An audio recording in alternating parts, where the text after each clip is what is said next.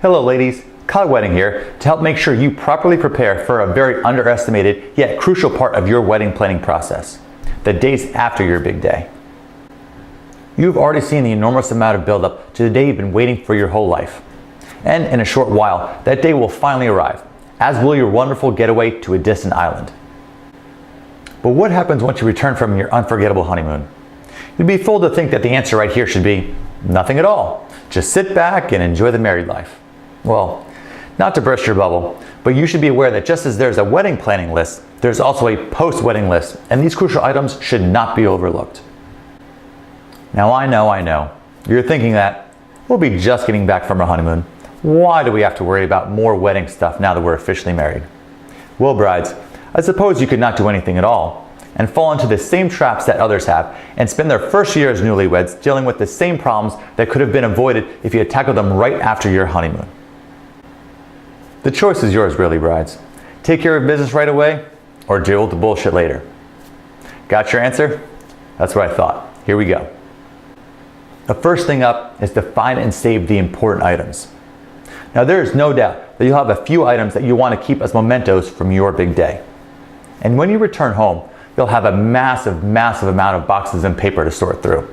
And if you don't take the time to handle it right away, things tend to find legs and get their way into places that you never would have expected, and worse yet, the garbage.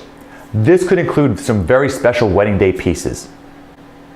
You want to sort through the clutter and save yourself the hassle of trying to locate these wedding mementos months down the road.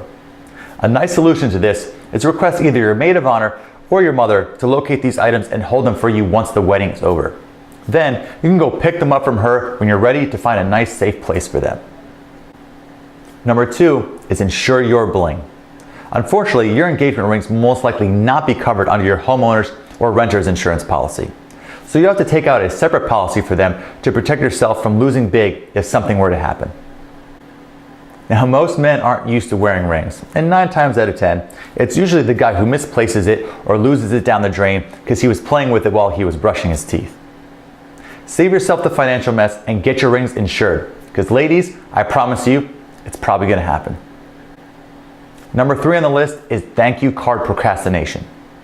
The general grace period for thank you cards is around 3 months from your wedding date. Now, if you fail to hit this window, then you're going to have some pretty upset friends and family members who invested a lot of time and money into your wedding.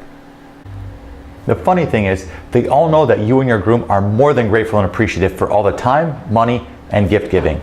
But that little thank you card is the only thing that matters. Now would be a good time to give your groom a task that he can handle. Have him do the lion's share of the writing for all the efforts that you put into leading up to the wedding. Now, number 4 on my list is the next big thing. One of the best post-wedding points I can provide is enjoy the newlywed life for a while. I'm not kidding at all when I say this. Take the time to be a newlywed couple and really spend the time doing things together that make you both happy. Perhaps it's traveling around the globe and seeing all the best sights in the world like you've always wanted to do. Don't feel as though you have to automatically follow up your wedding with having a baby or buying a house. All those things will come in time, but being a newlywed is a time where you can really enjoy each other's company without all the pressures and stresses that come with real estate and having a kid. Number 5 on my list, the gym still exists. I've saved the best for last. Make sure you're still working out regularly. Exercise is important for all aspects of life outside of just keeping you from getting fat. Most newlywed couples end up gaining weight just within their first year of marriage because they lose track of exercise and wind up living a more sedentary lifestyle.